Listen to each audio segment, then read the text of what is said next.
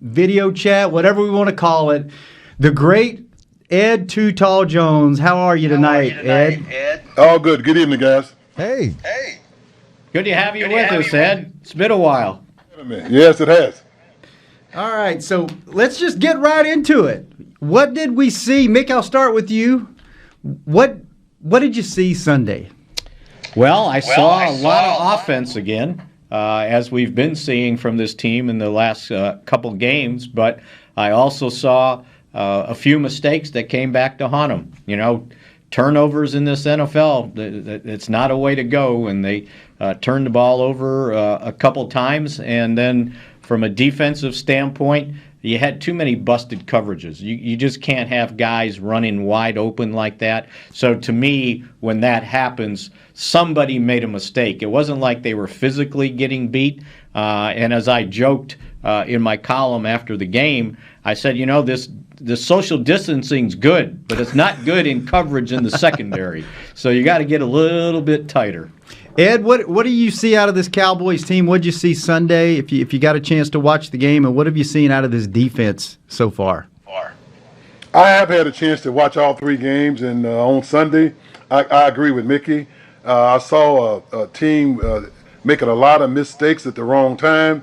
I saw guys trying hard, guys flying around, and then boom, a mistake, which is something that you can't do on defense. I think defense, they have to set the tempo with their defense. And if I had to point a finger at one thing, I think it would be if there was ever a team that needed training camp, it's the Dallas Cowboys. Anytime you bring in a new coach in with a new system, a lot of young players, especially in that secondary, not being able to work out together as a team during off season and not playing any preseason games, that is very difficult to do. Chris, what did you think about the game on Sunday? What did you take away from it? My biggest takeaway, I kid you not, and this is just a sheer coincidence because I was talking about it on the air the very next night. I saw a big guy named Alvin Smith with 3 sacks looking like Ed Too Tall Jones out there.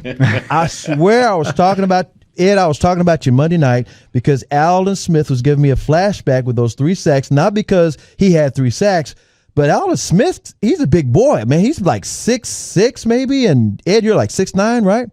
Yes.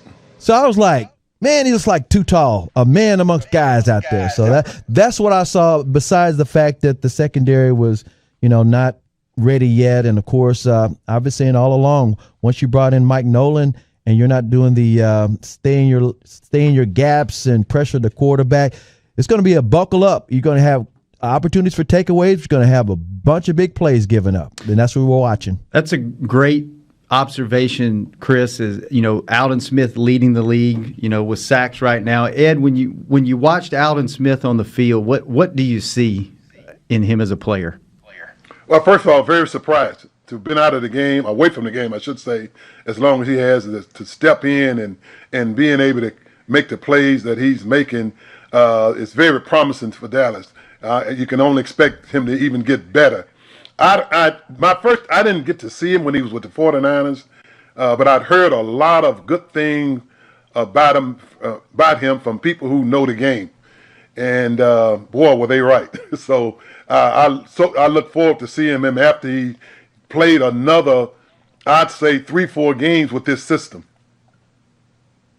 Hey, Ed, I got to ask you this because the reason I thought about you as well as, watching Alvin Smith, knowing that he had been out for 5 years, I was remembering, I was talking about this on the air, that you had retired from football to box for a while. And I'm trying to remember how many years you were away. And can you talk about how hard or how easy was it for you to get acclimated back to sacking quarterbacks and playing some defense? I only missed 1 year, and plus, Chris, I wasn't inactive. And I was also doing something that I really enjoyed doing. Boxing, even to this day, is still my favorite sport. And condition-wise, after coming back, after taking off 1 year, I was in the best shape of my life. In fact, a lot of people that watched me thought my 40 time was better, but it wasn't. It was my reaction time.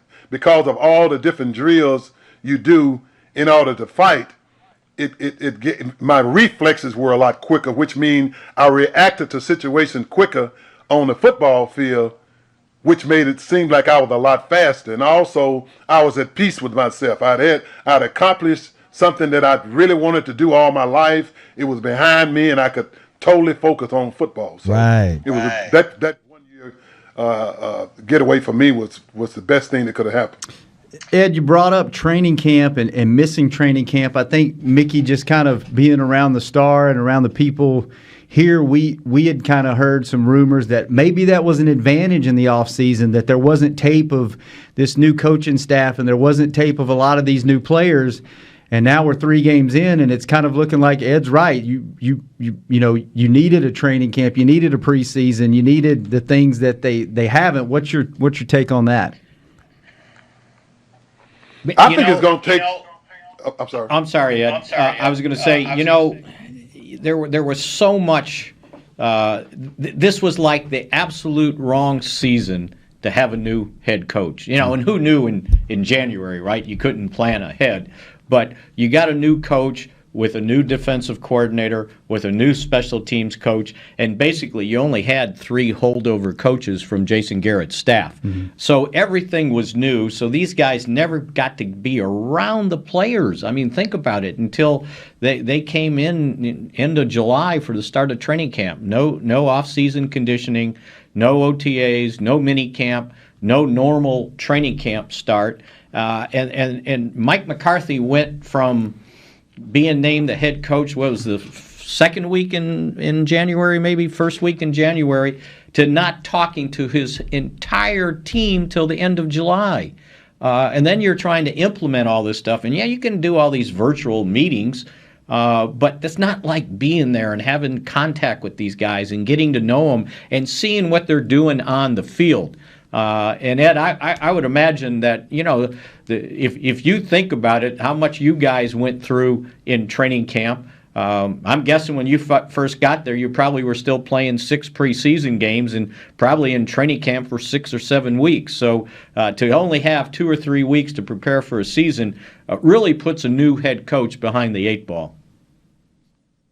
And you mentioned conditioning, which is so important. And even with the if they'd had training camp now, with all the new restrictions because of the concussion protocols, guys don't have the opportunity to work out like we did. And a lot of times, for example, when I run into a lot of the players that's playing now, I tell them, I say, guys, with the new rules, with the limited time you have to practice, you guys should hire you a personal trainer that can whoop you into shape away from the facility. And I think it would prolong your career, because that is so important to go out there and give 110% every time that ball is snapped, without being able to practice no more than they're able to practice. And people don't realize how long it takes for a defense to gel, where you have 11 players playing as one. And the only way you can do that is spend time with each other, not only on the field at practice, but in meetings, in the meeting room with your coaches, going over all those new systems that they're going over with the Dallas Cowboys like they are now.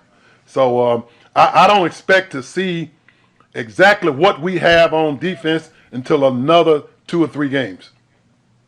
Chris, I think the fans, at least, you talk to the fans a lot on your show. Everybody had super high expectations of this team right out of the gate. New coaching staff, high-powered offense, all these weapons and everything.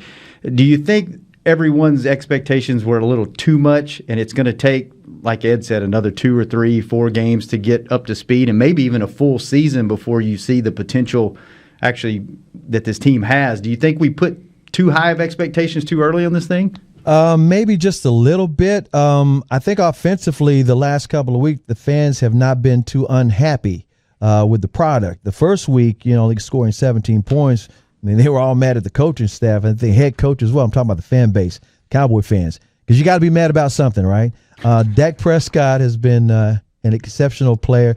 People were really excited and impressed with Ezekiel Elliott the first 2 weeks. This last game, he wasn't exceptional. I was kind of surprised he wasn't catching the ball that well, because he's a very good pass catcher, and the screens weren't working out for him. But I think on the whole, I think if you look at what the schedule looks like for the month of October, this is where you have a better chance of seeing how good this team may or may not be, because the first 3 weeks, the first three quarterbacks, RJ Choppy was talking about this on the Fan early this morning. You got three excellent quarterbacks you were going up against.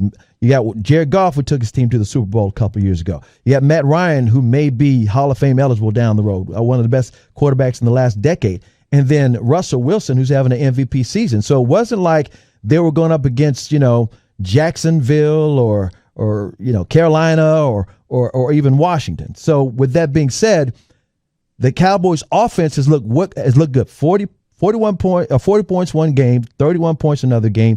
The defense has been an adventure, though, and we all know that. Let's take our first break. When we come back, let's talk about the upcoming schedule. Let's talk about Mickey's been covering this team for a long time, for those of you that don't know, and he actually covered this team the last several years of Mr. Too Tall Jones's career. So maybe we can get a story or two out of Mickey about back when Ed's playing days, and we'll talk about a little more Seahawks, Cowboys, and then we'll transition into a little Cleveland Browns, Dallas Cowboys. That's going to come up on this Sunday when we come back. You're listening to the Dallas Cowboys Radio Network and the Happy Hour.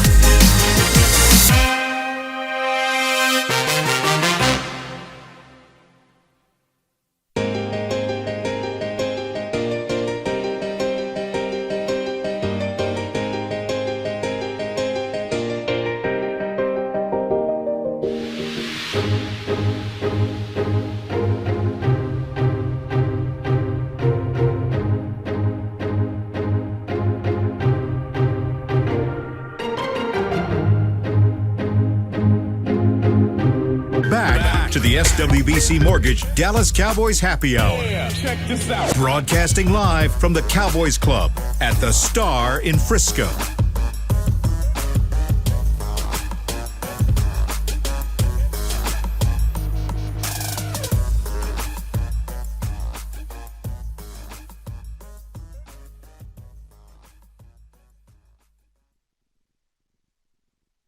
Click away. I did, because that sign Back behind to you the over there SWBC Mortgage reminds Dallas me Cowboys every Happy day Hour. when we're in here doing our podcast. Broadcasting Well, live visit from the Cowboys Club SWBC.com at the to learn Star more and in start Frisco. your next adventure. And Chris, you brought up last segment them starting the is season. SWBC They're 1-2. They Dallas started out of the Cowboys gate with Happy some tough Hour. competition. The Rams, Broadcasting live. the Falcons, the Seahawks. Last year they start 3-0 against the Giants, Washington, and Miami. I'll throw it to you first, Chris. Do you feel better about this team this year being at 1-2 than you did the team being at 3-0 last year? Actually, it's kind of a toss-up because last year the mandate amongst the fans was this team's got to go to the NFC Championship game, and they were like looking great, 3-0. Right now, the defense looks so crazy bad, and then the special teams has been an adventure as well. Special teams saved them in the game against Atlanta, but boy, whoa, they were looking crazy against the Rams and against the Seattle Seahawks. So all I can say is I think they've got the talent to do some things, and I think they've got a great coaching staff to do some things. We just got to let it play out. But expectations, it's about the same. Back to the SWBC You know, Ed, Mortgage can you Dallas recall Cowboys Happy Hour. having a season where you kind of got off to a slow start? And I know during your time there wasn't many slow starts with the Dallas Cowboys during that string of 20 consecutive winning seasons. But was there a season that things kind of were slow to get going, and then all of a sudden you guys kicked it in gear? Off the top, Mick, I can't remember one because I remember just coming out of training camp, our focus was always to get off to a good start. And out of the gate, the majority of my career, the 15 years I played with Dallas, we always got off to a good start on both sides of the ball. Our offense was clicking, defense was gelling, and that is so important. And I think Dallas, with this 1-2 start, they're lucky. They still tied for the division lead with a 1-2 start, and I just hope that my expectations have been higher here for several years now. I just hope this year they don't let me down and can really get it together. And they're only going to go as far as that defense take them. As strong as we are on offense, if the defense continue to allow teams to run on them, which means if you can run on a defense, they can hit you with anything. You don't know what you're gonna get hit with. If they can't give the offense some short fields, then the second half of the season won't be pretty. Ed, what do you think's wrong with the defense? Is it too is it too complicated? It seems like sometimes they're out of position. They don't know who to cover. They're stepping left when they should be stepping right. What are you seeing from a former player perspective? Or do they need to simplify things, or is it just them get used to this new coaching system and the new players that are in it? What they're going through now is very tough. It's very tough for a player. It's very tough for the coaches, only because they haven't had time together. On paper, the Cowboys look good. I mean, when the draft picks they've made these last few years and free agents they've picked up, I've been very excited with what I see on paper. But it's time for them now to start playing better football. Like I said, they're making too many mistakes. They're allowing teams to pretty much do what they want to against them, and also they near the bottom every year in turnovers. And unless you again can give your offense some short fields, then defensively you're not having a productive year. Hey, Ed, can I ask you something real quick on those same lines? I was talking to Greg Ellis the other day about the defensive line for this year, and he was talking again about how it's harder than a lot of people think to stand up and go after quarterback and have your hand in the dirt, and the differences in the different techniques and having to change things up. Can you talk about some of the techniques and why it may be harder for guys to switch up, as you put some pressure on the quarterback? Well, I'm a good example. Coming out of Tennessee State, Dallas drafted me to play right defensive end, which was the pass rushing end. And that lasted about 4 or 5 games. And Coach Landry called me in and said, Ed, you probably won't like this, but I'm going to have to move you to left end. And I said, left end?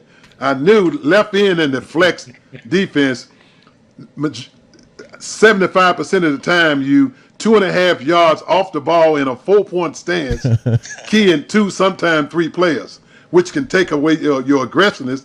And if teams start to pass during those running downs, you're at a big disadvantage. And being 6'9" in a 4-point stand, not very pretty. So anyway, he said, we need you at the left end because you play the run better than Harvey Martin. So I called my college coach, Coach Gilliam. I said, Coach, you're not going to believe this. The Cowboys wanted to switch me to left defensive end, and Gilliam knew a lot about the flex and put me in a 4-point stance. And you think I should ask to be traded? He said, Ed, they win there. He said, Coach Lanion's a great coach. They win there. You can adapt anything, which I did, but it was very hard. And what I found is that you need to put a guy in a position where he's most comfortable. If he's comfortable in a 3-point stance, let him use a 3-point stance. If he's comfortable standing up, let him stand up. And they're having some problems now with players on the team that I think should be a lot more productive. I won't call any names. I won't kick a horse while it's down.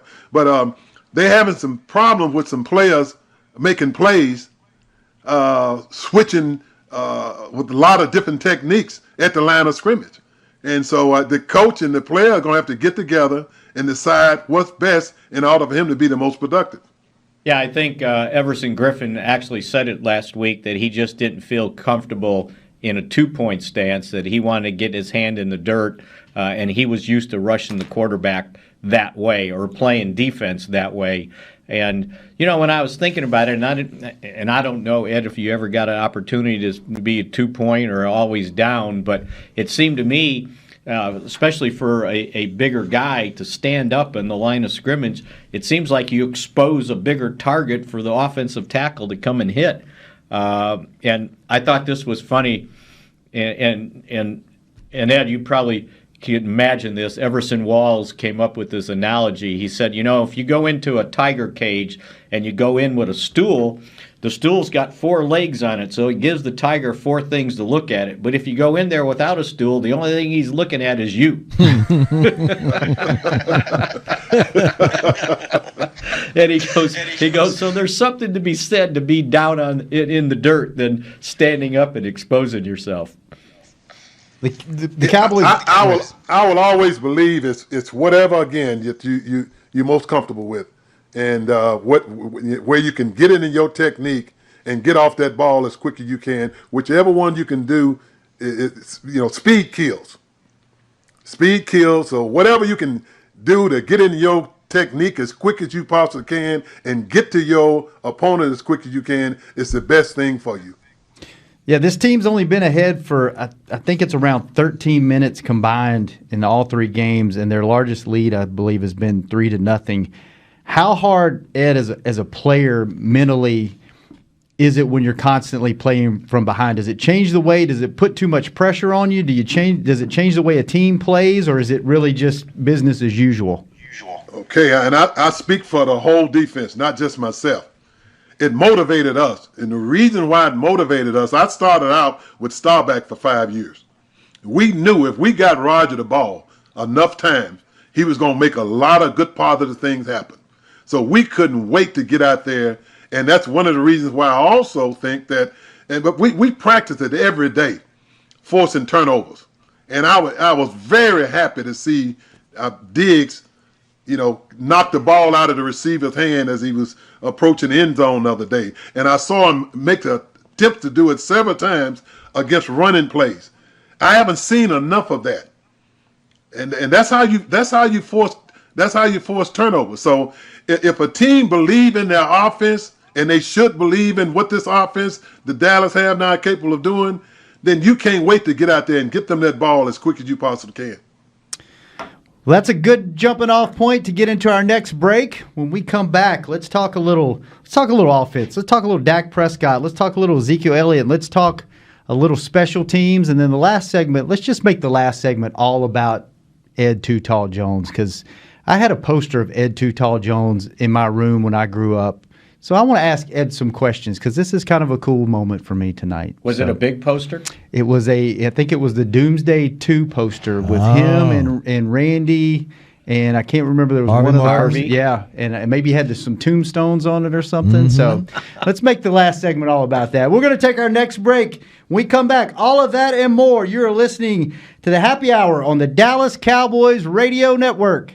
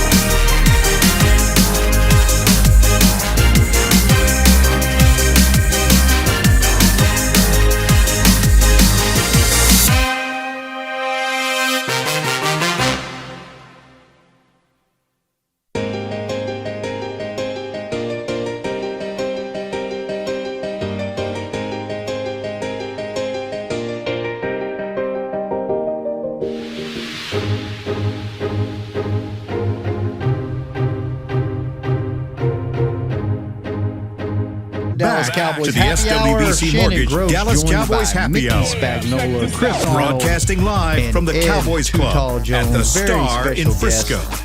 And we will let's get into a little special teams talk. The special teams has been frustrating, I guess, from a fan standpoint.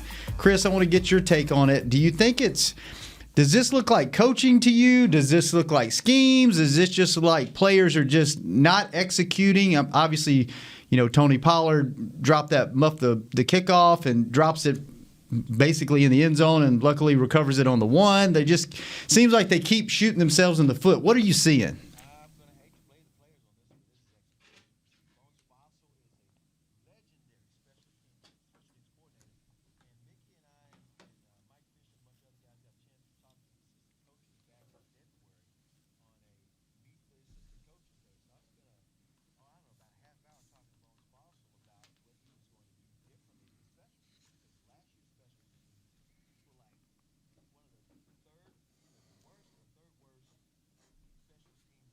The guys got a chance to talk to the assistant coaches back in February on a Meet the Assistant Coaches Day. So I spent about a half hour talking to Bones Fossil about what he was going to do differently with the special teams, because last year's special teams were like one of the either the worst or the third worst special teams group in the NFL. And it was just terrible. So he was saying one of the things he was going to do was not have them look at a playbook. He was not going to have a special teams playbook at all. He was just going to ask them their strengths and then have them do reps of stuff. Now, the pandemic affected all of that.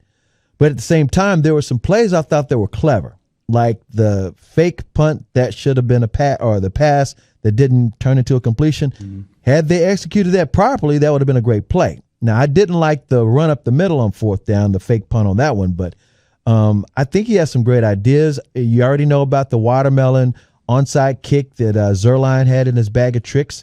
That worked out exceptionally. That won the game for him against the Atlanta Falcons. So they've had some moments, but I think it's pure execution. But I hate to blame it on the pandemic, but how many reps are these guys getting when a lot of them are playing defense and offense? Ed, do you like the aggressiveness that the special teams coach has been calling plays with the first 3 games?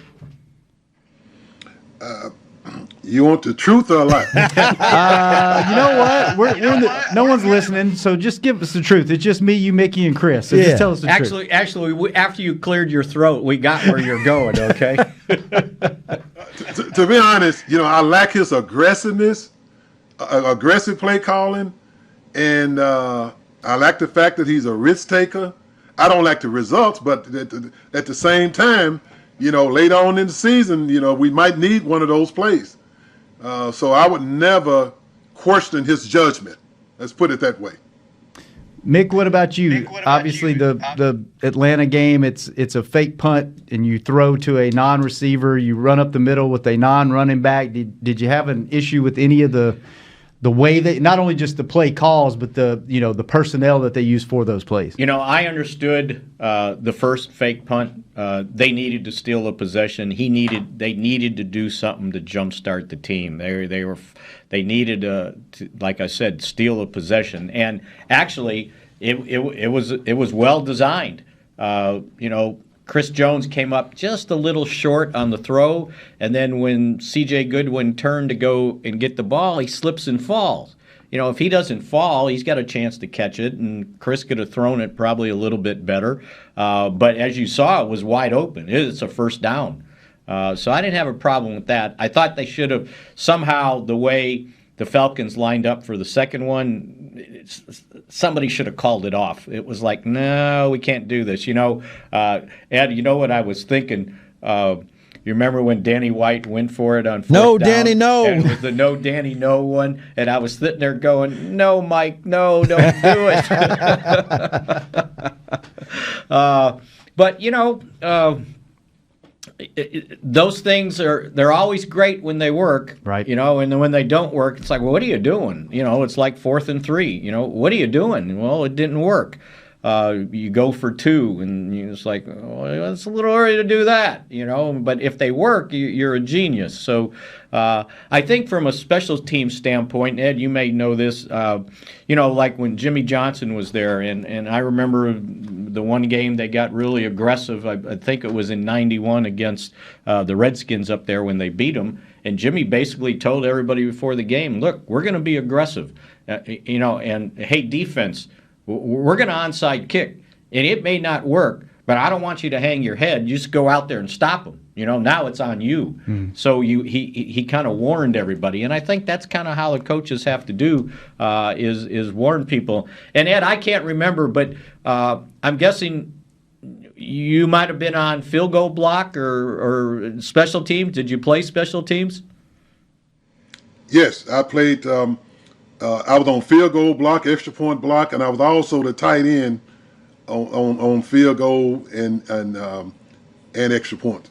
So you were the blocking on the extra points. So you wouldn't have let that guy come in untouched on the left edge last week, right? I can honestly say during my 15 years, I've never had a punt, field goal, extra point blocked on me. All right. Have you ever thought about Ed? Have you ever thought about playing fullback? Antoine Woods was playing fullback, and back in the day, Refrigerator Perry had a touchdown in the Super Bowl playing running back. You ever think about playing running back or fullback? No, not heavy enough. So you talking about some big you those names you mentioned there. I don't know if you've ever met them in person or not. Oh yeah, some big men. I was disappointed that Coach Landry never ran more. Mike Dicker, actually, who was our special team coach the majority of my career, never ran more fake plays on field goals with me playing that left defense, that left end.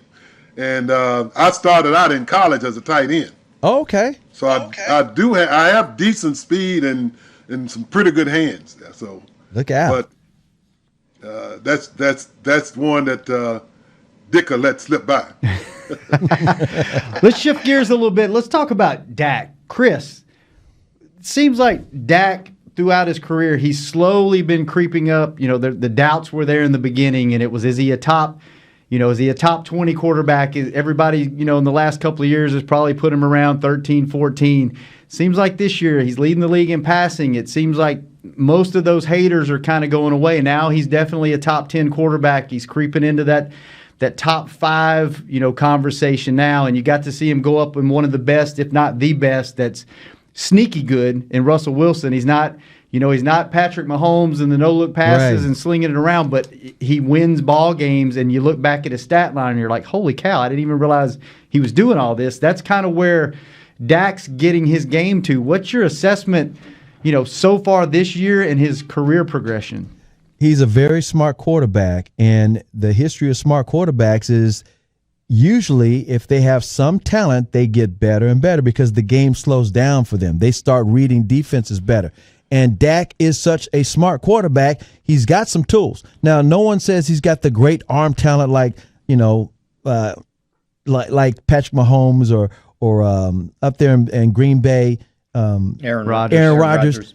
But there's a lot of fans that are just consumed with arm talent. It's just got to be the arm talent. You can't pay for anything unless it's arm talent. Well, Jay Cutler had arm talent, but I don't think Jay Cutler commanded a locker room. I don't think he was the big leader of his teams. With that being said, Dak Prescott is a great leader, and he is a guy that works hard and studies the game. So to me, just like Russell Wilson, Troy Aikman used to say all the time that Russell Wilson was one of the smartest guys he's ever interviewed when he retired from playing football. He said, this guy is a brilliant guy. So smart guys, if they got some talent and they focus on their craft, they should get better. Dak is just getting better and better and better. If you look at what he did as Mississippi State Dak, his rookie season, where they were devising plays that were playing upon his strength from college, he was really good. They won 11 straight games. They went 13-3, should have been 12-4, but they didn't care about that last game. The second season was when they decided they're going to try to make him a pocket passer and stay in the pocket. And I think he was on the job training that season, whereas as a rookie, he was just going by what they could throw at him. That being said, he's too smart not to be this good. That's why I'm not surprised at how well he's playing. Ed, what's your assessment of Dak over his career and this season? Two things really stand out. The fact that he's getting better every year. And number two, the fact that he's there every week. People don't realize how important that is. Yes. Football is a very tough game. He plays a very tough position, but he's there competing every week. And if he continue to get better, well, look out. I mean, the sky's the limit for this man. And also the fact that Chris mentioned, his leadership, and the players seem to follow him, which is so important. I mean, when during the 15 years that I played, and I could just, it was easy to detect quarterbacks that you had to play against that didn't really have the team. The team didn't have their back. Mm-hmm. It's a big difference. The offense for the Dallas Cowboys seem to have Dak's back, and they're only going to get a lot better if they can just stay healthy. That offensive line can stay healthy, and Zeke's off to a slow start this year, but I don't ever worry about Zeke. Zeke's going to pick it up and do a lot of good things. Yeah, Mick, from just being around here, Dak does a lot of the little things that you don't see on the field. Like, I remember when he first came into the locker room and he first became the starter, he was in the locker room. Like when we would go in, a lot of the other guys, they would leave, go shower, go do whatever. They would disappear when the media came in, but he was there. He was talking to the guys. He would hang out. He would sit there and take the questions from the media. And even when the media wasn't interviewing him, he would have side conversations, and he was present. And you could tell that he he was a guy's guy. He was in there. What are some of the little things or even things on the field that Dak has? You know, he sort of, from a locker room standpoint, sort of reminded me of how Troy Aikman carried himself in the locker room. Troy didn't have any boundaries, meaning he didn't just hang out with the offensive guys. You know, he could talk to the defensive guys. He didn't just hang out with the running backs and the wide receivers. He hung out with the offensive linemen. How smart is that, right? Who's got my back, you know, or my butt, one of the two. And so I see that with Dak, you know, and you know he crosses. There's no barriers for him. Black, white, yellow, whatever. You know, he identifies with all those players, and they like being around him. You know, and that's key. Mm-hmm. And it's key when you get into games like that. Like you're trailing by 15 with less than 5 minutes to go against Atlanta. You know, and he's in there, and I think Zeke said it after that game. He said, no matter what the score is, what the situation is, Dak always thinks he can win. And think about what he's had to overcome. And he's playing these last two games without his starting offensive tackles, without the backup offensive tackle. And then to make matters worse, if you're without your top three offensive tackles, I'm guessing they think Terrence Steele, since he started at right tackle for La'el Collins before Tyron Smith got hurt, he's the fourth guy, and now he's not there. And you're still throwing for 450 yards in consecutive games, which no Cowboy quarterback had ever done. So, I think that just says a lot about him, that he's not sitting there making excuses that, you know, I got these two guys that started two games trying to protect me, and one of them's trying to protect my blindside guy. And, Ed, you know how important it is to have quality offensive tackles going up against some of these defensive ends in this league. And because I know anytime back doing even when I played, when one of their top linemen were out, I mean, all up and down the line, we were licking our chops. we couldn't wait. I want to play on that side, right? Well, let's take our last break, and when we come back, Chris, get your questions ready for Too Tall. Mickey, I'm sure you got some good ones. I've got a write-in question from Nick Eatman that I need to ask. So we'll do that after this last break for the last segment. You're listening to the Happy Hour on the Dallas Cowboys Radio Network.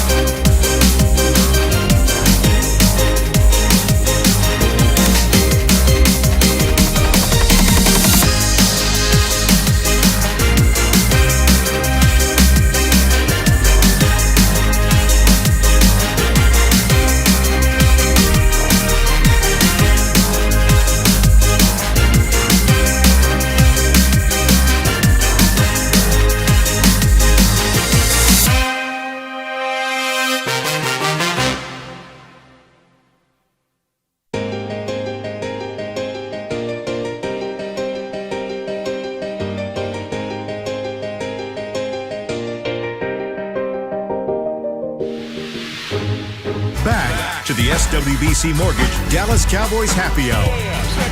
Broadcasting live from the Cowboys Club at the Star in Frisco.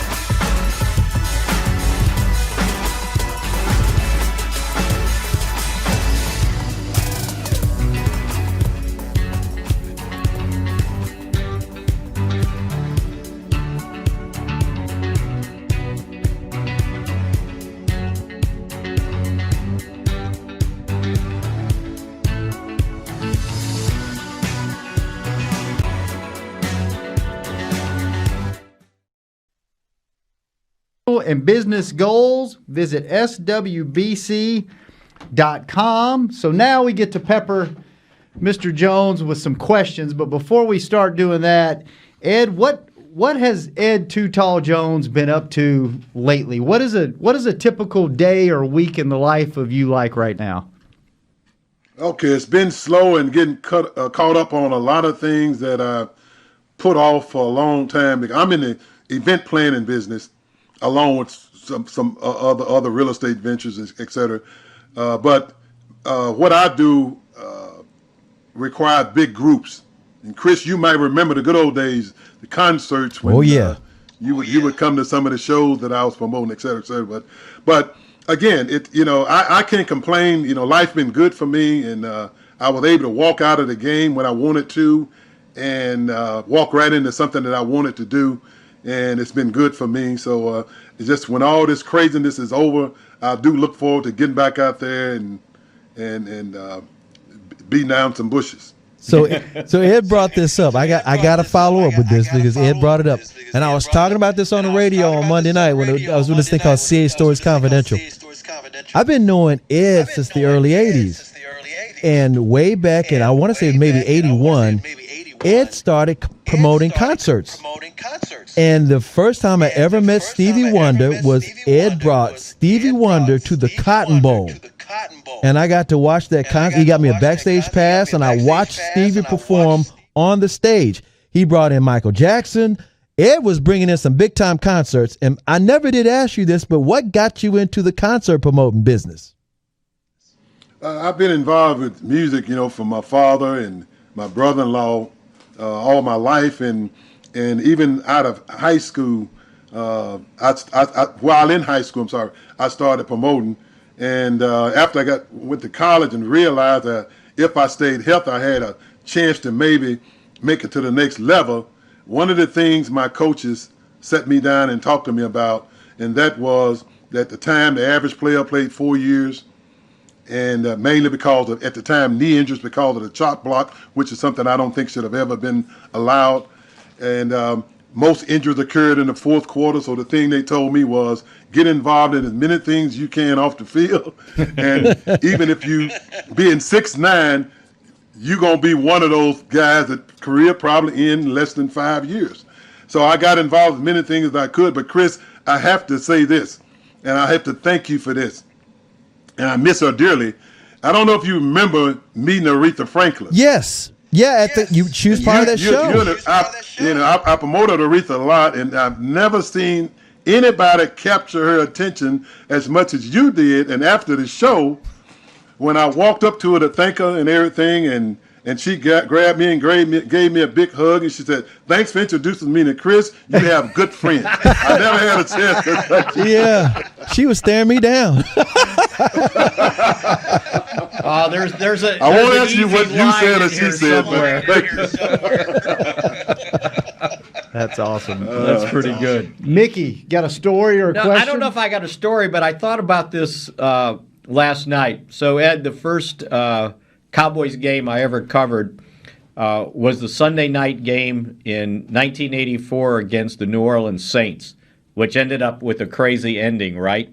The game, and the reason I thought about it is because the game started on a Sunday night late because the presidential debates went long. And I was thinking last night when the presidential debates were on, I said, "Gal, this doesn't remind me of the debate I saw in 1984 before the Cowboys played the New Orleans Saints."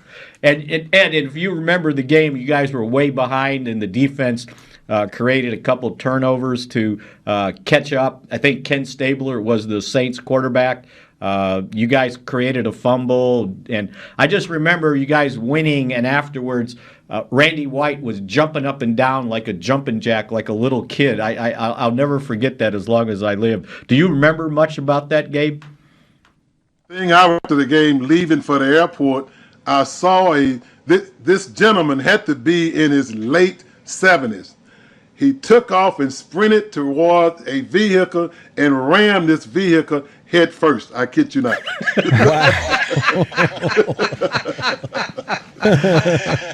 Well, Ed, I've got a write-in question from our very own Nick Eatman. He said that when they announced that Emmitt Smith was going into the Hall of Fame, that it was at a Super Bowl, I believe in Florida, and you were at the game, and he said you and Emmitt shared a moment, and it looked like you guys had played together and had played for years and years and years, and he was kind of wondering, what that moment was about, how you knew Emmitt so well, and kind of how that came about. Well, one of my close friends, former teammate Crawford Kerr, blocked for Emmitt at Florida. And Emmitt, I retired the year Emmitt joined the Cowboys. And Crawford introduced me to Emmitt at dinner the first time he came to Dallas after being drafted. And I looked at Emmitt, and I played with Dorsett and Kevin Hill, all these guys. And I looked at him and I said, man, number one draft choice? I didn't see it. But for a guy his size and durability, nothing but respect. Nothing but respect. And he made my home, brought a lot of life to my home, on a lot of Sundays. And I just respect him so much for all he accomplished. And I'm just glad that he's a Cowboy. All right, let's close out the show. Let's get some thoughts. Mickey, Cleveland, Cowboys, what do you think is going to happen Sunday? Well, I'll give you something that everybody better remember, because I think everybody gets excited about rushing the quarterback and pass defense. If they don't stop the run against this team, they're going to have a big problem, because Nick Chubb and Kareem Hunt, they will run you over, and that's what Cleveland's game is. And so I'm just saying, stop the run on this one. Otherwise, you're going to have some big problems. Chris, what's your take on Sunday? I'm going to follow up with Mickey and say the same thing. They better watch out for that running game. And also, Baker Mayfield has figured some things out. He looks like he's being more accurate this year. So don't sleep on Cleveland. Don't think this is Cleveland from yesteryear. And, of course, Odell Beckham Jr., he's laying in the hunt with one-handed catches. Ed, what do you think is going to happen this Sunday at AT&T Stadium? I hope Dallas realized that Cleveland would love to come in here and beat them, and I hope they also realize that after watching the film, they think they can come in here and beat them, because I'm sure they feel we can run on them, we can pass on them. If we get in a shootout, we can win. So they better be ready and prepared. Got too many guys coming back to Texas. A lot. Baker Mayfield. Yeah. Miles Garrett. Better watch out. And better watch out for Sheldon Richardson inside. Those two guys own 5 of the Cleveland's 8 sacks. It's going to be interesting. The place that the Cowboys have had issues is up the middle on the defense, so it's going to be interesting seeing how they hold those guys in check. So this has been a pleasure, Mr. Jones, Mickey, Chris Arnold. Thank all of you guys for joining us. This has been a great show. Hopefully we can circle back and do it again sometime. Ed, you are welcome on this show anytime you want to come back. So thank you guys. I'm Shannon Gross, and this has been the Happy Hour on the Dallas Cowboys Radio Network. This has been a production of DallasCowboys.com and the Dallas Cowboys Football Club. How about this, Cowboys? Yeah!